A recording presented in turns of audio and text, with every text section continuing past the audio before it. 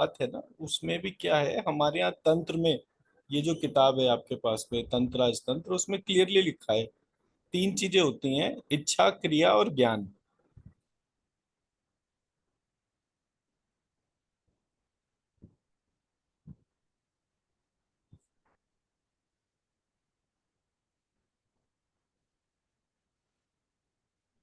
और इसका डिस्क्रिप्शन शारदा तिलक में भी है, कभी आपको मौका लगे तो शारदा तिलक और मंगा लीजिएगा। वैसे मेरे पास पीडीएफ होगी, मैं वो शेयर कर दूंगा। तो वहां पर जो है ये क्लियरली लिखा है कि तीन प्रक्रियाएं होती हैं, इच्छा, क्रिया और ज्ञान। अब इसका ऑर्डर जो है वो इच्छा, ज्ञान और क्रिया करके तमाम ग्रंथों में लिखा हुआ है, इंक्लूडिंग जो ग्रंथ गोपीनाथ जी ने भी पब्लिश करे हैं उसमें भी इच्छा, ज्ञान और क्रिया होता है। बट जब मैंने इस सब्जेक्ट को स्टडी करा तो मेरे जो कैलकुलेशन थी उसके हिसाब से वो इच्छा, क्रिया और ज्ञान था। तो जब कभी आपके पास कोई रोगी आता है और वो ये इच्छा व्यक्त करता है कि मुझे जो है इतने समय एटलीस्ट मृत्यु टल जाए, तो वो टलेगी टलेगी, ये गारंटीड है। मेरे घर के सामने एक महिला रहती थी, वो बिल्कुल हॉस्पिटल के बेड में ही, बस ये था कि अभी थोड़ी बहुत देर में ही खबर आ जाएगी उनके जाने की। उम्र दराज महिला थी, हस्बैंड की डेथ ऑलरेडी हो चुकी थी। तो वो जो भाई साहब हैं जो सामने रहते थे, तो उन्होंने बोला कि भाई ऐसे ऐसे मम्मी जा रही हैं, तो वो रोते हुए देखा, तो मैंने कहा एक काम करो, घर जाओ और हॉस्पिटल में जाओ और अपनी मम्मी के कान में बोलो कि अभी तो आपने जो है वो सबसे छोटी वाली पोती की शादी देखनी है, और ऐसे 3 बार कान में बोल के और फूंक मार दो। बोले इससे ठीक हो जाएंगी? मैंने कहा हाँ। उसने यही प्रोसेस करा और 3 दिन बाद वो लेडी जो है डिस्चार्ज होके घर आ गई, उसके 4.5 साल बाद मेरी। तो हमारे यहाँ जो प्रक्रियाएं हैं उसमें, और ये इच्छा का जो सिद्धांत है वो बहुत ठोस सिद्धांत है। जहां कहीं भी कोई चीज इस इच्छा की प्रक्रिया, मतलब ये इच्छा, क्रिया, ज्ञान हमारे यहाँ ब्रह्मा विष्णु शिव के समान बोला गया है। मैं वो तंत्र राज तंत्र का पार्ट भी पूरा आपको फोटोग्राफ लेके शेयर कर दूंगा, पेज वाइज और पैरा वाइज, ताकि आप जब पढ़ो तो आपको वो प्रक्रिया वहां पे स्पष्ट दिखे। तो हमारी जो प्रक्रियाएं हैं, क्योंकि हमें उनका ज्ञान नहीं है, उसकी वजह से ऐसी स्थिति है। अदरवाइज मैं तो इस बात से आश्चर्यचकित हूँ कि हमारे देश में 2-3 लाख आयुर्वेद के लोग होने के बावजूद वो पूरी एलोपैथिक फ्रेटर्निटी को हिला क्यों नहीं पा रहे। मेरे जैसा व्यक्ति खड़ा हो जाए तो मैं तो जड़ से हिला के साइड में रख दूं। पर वो चक्कर क्या है कि वो मात्र दिखने में आयुर्वेद वाले लोग हैं, वो है एलोपैथी वाले ही। वो लिख, उनको विश्वास ही नहीं है कि उनके पास जो आयुर्वेद है वो कितना शक्तिशाली है। इस पार्ट को आप आराम से रिजॉल्व कर लोगे अपने देखते देखते। और मैं नहीं समझता आपको साल भर से ज्यादा लगेगा, जितना आपको नॉलेज है। मतलब एक ऐसा मान लीजिए जैसे रेडियो पूरा तैयार है, माइनर सी फाइन ट्यूनिंग जो होती है वो उतना ही फर्क है बस आपके और मेरे बीच में। उससे ज्यादा कोई पार्ट ऐसा नहीं है जो मुझे लगे कि नहीं हाँ ये वाली चीज, और जैसे ही वो प्रक्रिया आपको पता चलेगी वो अपने आप ही। एक एक स्लाइड है जो मैंने कल आपको शेयर करी है, मैं आपको पहले वो दिखाता हूँ ताकि।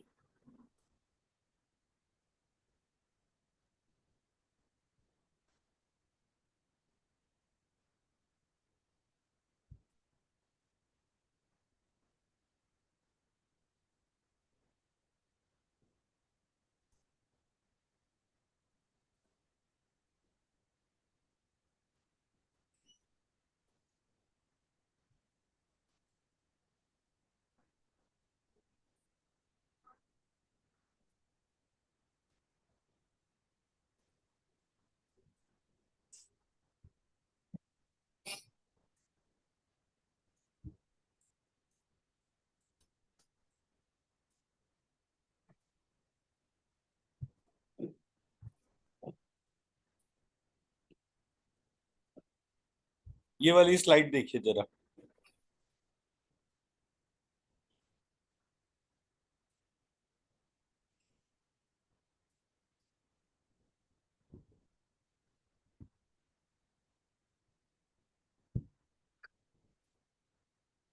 इस स्लाइड को जरा आप 2 से 3 बार पढ़िए, और अब पढ़ने के बाद में जो है, 3 बार पढ़ने के बाद आप अपनी हुई ऊर्जा को वापस नाप कर देखिएगा।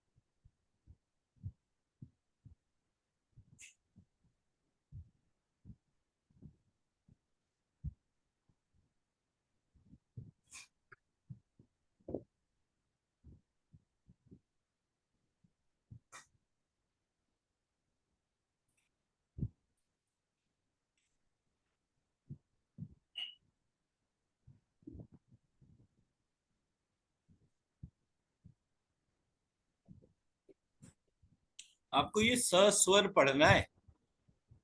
हम्म।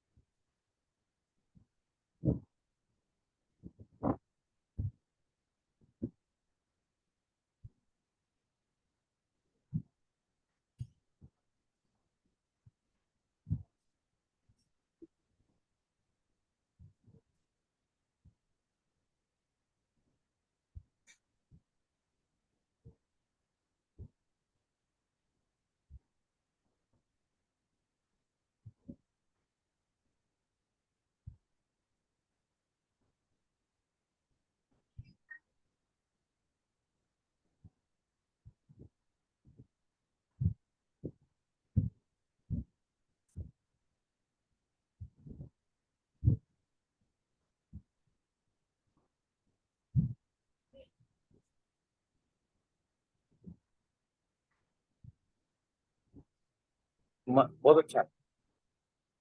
आज सब कुछ 5-5 ही आ रहे हैं। अब एक दफा इसको जोर से बोल बोल कर पढ़िए। समस्त रोग सोचने के तरीके से होते हैं। हम आभारी हैं इस रोग के जिसने हमारे ध्यान इस तरफ आकर्षित किया। समस्त रोगों का मूल हमारे मोह रूपी विचार हैं। मेरे शरीर और इसमें वास करने वाली आत्मा मुझ पर अपनी कृपा बनाए, जिसकी वजह से बुद्धि सही हो, बुद्धि के सही होने से हमारे विचार सही हो, और विचार ठीक होने से हमारे रोग अपने आप शरीर से भाग जाते हैं। अब मेरे शरीर में कोई भी रोग का कीटाणु शेष नहीं रह गया है और मैं बिल्कुल स्वस्थ हूँ। मैं इस शरीर से क्षमा चाहता हूँ कि मेरे निगेटिव विचारों ने इसे कितना कष्ट दिया है। अब मैं प्रायश्चित स्वरूप इसको स्वीकार करता हूँ तथा आगे ऐसा नहीं होगा, इसका संकल्प करता हूँ।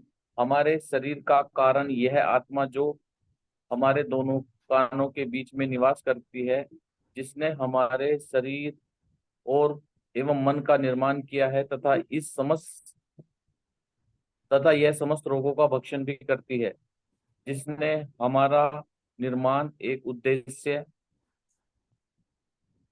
के लिए किया है। इस ध्यान से नंबर 1, हमारे दुर्ग रूपी शरीर की दुर्गा शक्ति जागृत हुई, जिसने श्रीम ह्रीम क्लीम जिसके श्रीम ह्रीम क्लीम ने हमारे आत्मिक 5 तत्व, मानसिक 5 तत्व और शारीरिक 5 तत्व का निर्माण किया। 2, इसके जागने से ही हमारे शरीर में वात, कफ, पित्त में समता आई। 3, समता आने से वायु, प्राण से अग्नि, तेज से जल, ओज से परिवर्तित हो रहा है। हमारे शरीर की रोग प्रतिरोधक क्षमता बगलामुखी जागृत हो गई है और हमारे शरीर के प्रत्येक सेल्स को एक सुरक्षा चक्र प्रदान कर रही है। प्रत्येक रोग से लड़ने के लिए हमारे cells, tissue, organ, system, inter system सब रेडी हैं। हमारे शरीर में गरुड़ जी को विष्णु जी के वाहन हैं, वे अमृत वर्षा कर रहे हैं, जिससे हमारे शरीर में जितने सेल्स जो रोगों से अफेक्ट होने के कारण नष्ट हुए थे वे सब जागृत हो गए हैं तथा उनमें नव निर्माण हो गया है। इस अमृत वर्षा से हमें चेतना हुई तथा हमारे शरीर में जो 67 शक्तियां हैं या 21 जागृति, भूख, प्यास आदि को हमसे संबंध बना तथा समस्त कार्य पूर्ववत चालू हो गए हैं। 7, हम जो भी भोजन करते हैं उससे शुद्ध रस बनता है तथा शुद्ध रस से रक्त, अस्थि, मांस, मेद, मज्जा, शुक्र, रोम, नख, स्नायु बन रहे हैं। 8, हमारे शरीर में किसी भी बाह्य विचार से प्रेरित कोई प्रभाव नहीं है। हमारे जीवन में हम पलवमान हनुमान जी की तरह उद्देश्य की प्राप्ति हुई है तथा लक्ष्य प्राप्त हुआ है। आत्म साक्षात्कार मेरे गुरु देवता आत्मा का एकाकार कार हो गया है और अब मेरे जीवन में प्रत्येक क्षण केवल शुभ की ही प्राप्ति होनी है। ईश्वर ने हमें नींद से जगाया है, अब हमें बहुत कार्य करने हैं जिसके कारण ईश्वर ने हमारी सृष्टि की है। बहुत बहुत धन्यवाद। ये मेरे ही मैं उद्देश्य और साधन मांग रहा था, ये मिल गया। देखिए, ये जो पार्ट मैंने इसमें शेयर करा, एक दिन मेरे को विचार आया कि तेरे को ये हीलिंग वगैरह सारी चीज आ गई, तू लोगों को सिखा रहा है, उनसे पैसे ले रहा है, और मान ले तू किसी क्षण भी मर जाए, हम्म। तो तू ये समराइज करके कैसे बताएगा कि कोई भी रोग को पलटने की प्रक्रिया में कोई साधन की आवश्यकता नहीं है, कोई मंत्र की आवश्यकता नहीं है, सिर्फ ये एक ऐसा विचार जो सबको स्वस्थ बना दे।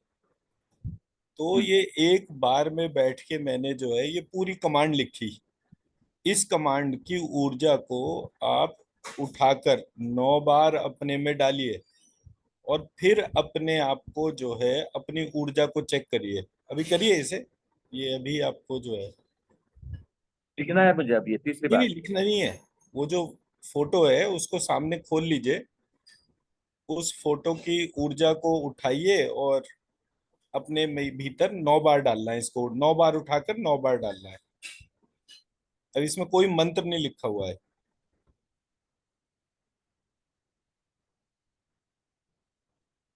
अब बोले तो मैं स्क्रीन पे खोल देता हूँ, उससे कोई दिक्कत नहीं है।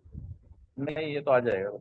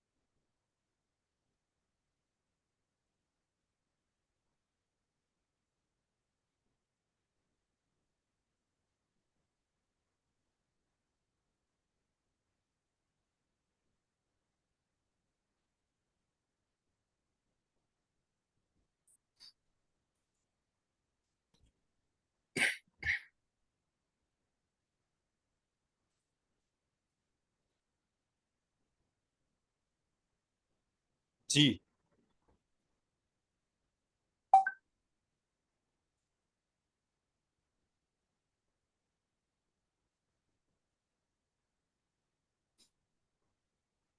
शब्दों में नहीं बताया जा सकता,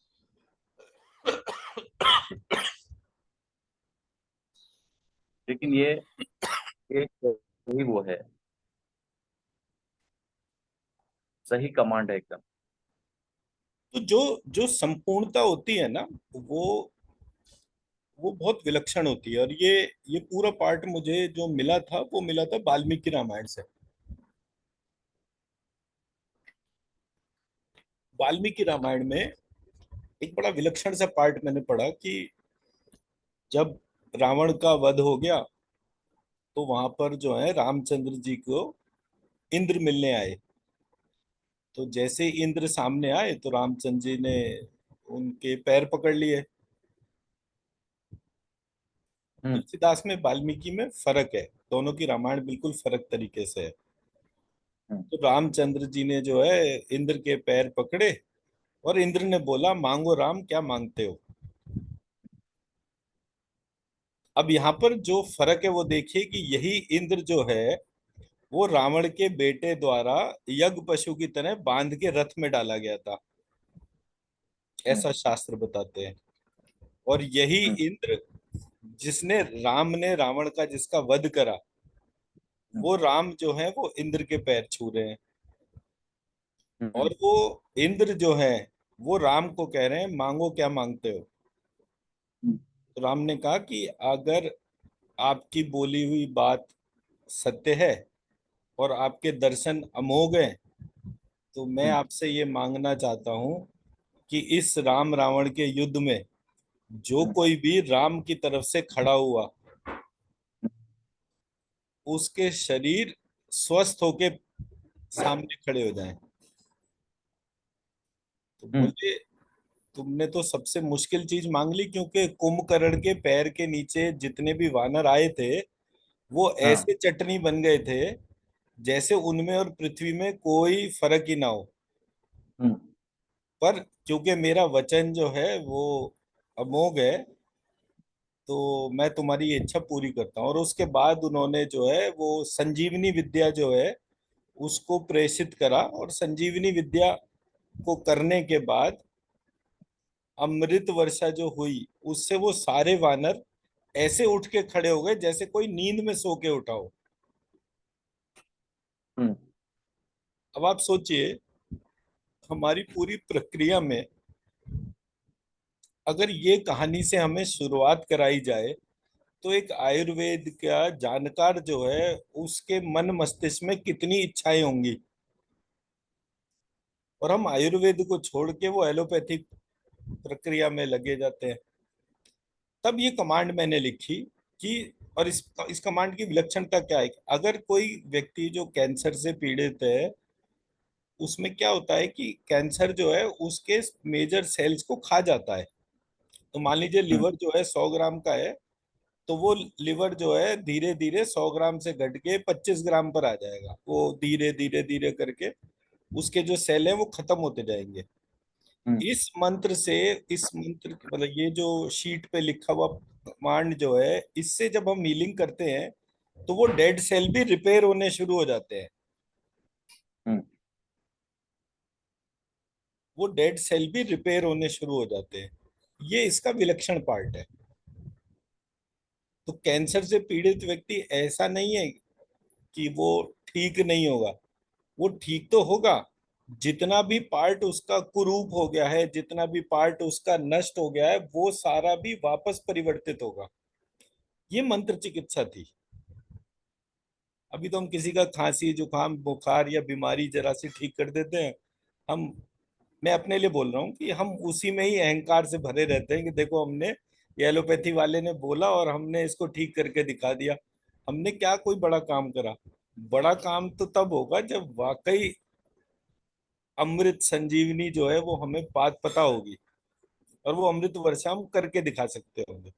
बड़ा काम तब होगा कि जब सारी दुनिया जो है न्यूक्लियर बम मारे और हम अपने देश को ऐसे कवच में बांध दें कि यहाँ के किसी भी व्यक्ति का बाल भी बांका ना हो। ये बड़े काम होने की बात है। अभी तो हमने कुछ प्राप्त ही नहीं करा।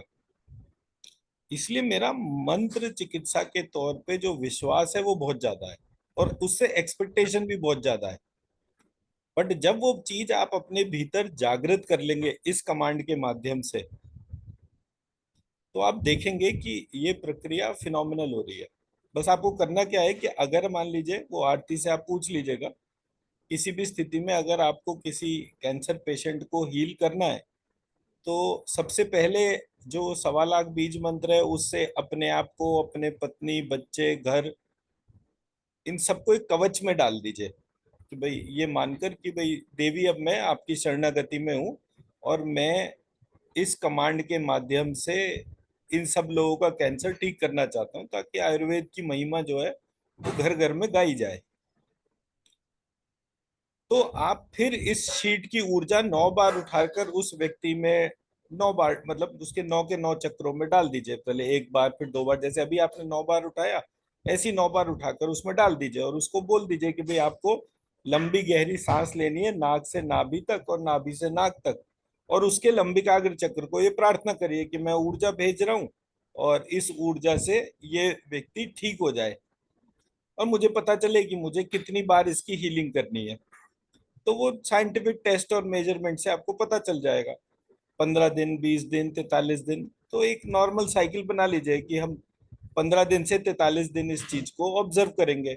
और आप दुनिया के किसी भी पेशेंट को व्हाट्सएप वीडियो कॉल, या जैसे मैं जूम कॉल पे इंटरेक्ट कर रहा हूँ, ऐसे जूम कॉल पर जो है आप उससे इंटरेक्ट कर लीजिए, और फिर मुझे बताइए कि कितना फर्क आया। तो जो पेशेंट आपके ग्लोबल पेशेंट हैं, उन पेशेंट्स को आप ट्रांसफॉर्म कर सकते हो। जूम पे करेंगे तो मतलब इसको एक शर्त के तौर पर रखिएगा कि जब आप ये प्रक्रिया जूम पर करेंगे, तो जूम पर करने से आपका पूरा एस्पेक्ट जो है वो रिकॉर्डेड रहता है। तो कल को हम्म। अगर कोई व्यक्ति आपको कंप्लेंट करता है, तो आप इस बात को हम्म। चैलेंज कर सकते हो कि देखिए ये मेरी प्रक्रिया थी, इसमें अगर किसी को आपत्ति है तो बताइए। मैं मेरी बात समझा पा रहा हूँ? हाँ, मैं समझ पा रहा हूँ। तो इसलिए जो है, मतलब आरती का कहना क्या होता है कि हमें पूरी जानकारी है नहीं, और हम आधी जानकारी के बाद दूसरे को हील करना शुरू कर देंगे, और ऊपर से पैसे भी ले लेंगे, तो वो प्रक्रिया हमारे को ही कष्ट देगी। और जब वो हमारे को कष्ट देगी तो हमारी एनर्जी नेगेटिव हो जाएगी, और एनर्जी नेगेटिव होने से हमारे काम नहीं बनेंगे। तो जब तक आपके अंदर इतना बल ना हो कि आप किसी हम्म। व्यक्ति के रोग पलटने के हिसाब से, तब तक आप इस प्रक्रिया को ना करें। ये आरती का उद्देश्य था बात कहने का। नहीं तो मैं तो किसी भी नहीं, व्यक्ति को उसमें 2 से 5 मिनट के उसमें अंदर हीलर बना ही सकता हूँ, मुझे कोई दिक्कत नहीं है।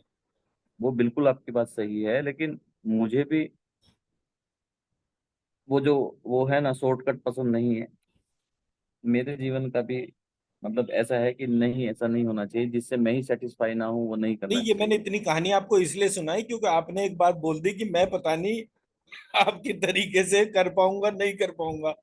मैंने कहा संशय का तो कोई पॉइंट ही नहीं है, आज से ही कर सकते हैं।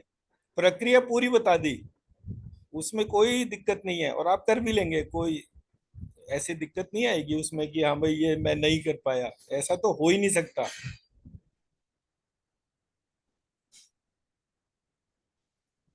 ये तो मान के अब चलिए कि इससे इतनी बड़ी कोई वो नहीं। जिम्मेदारी के लिए शायद अभी बहुत बड़ी जिम्मेदारी है, इसके लिए भी मैं। हमारे गुरुजी हमें कहानी सुनाते थे कि वशिष्ठ जी जो हैं वो उसके वो थे, क्या कहते हैं, वशिष्ठ जी अगर किसी को शिक्षा देते थे तो हम्म, उसको राजयोग भोगना ही पड़ता था।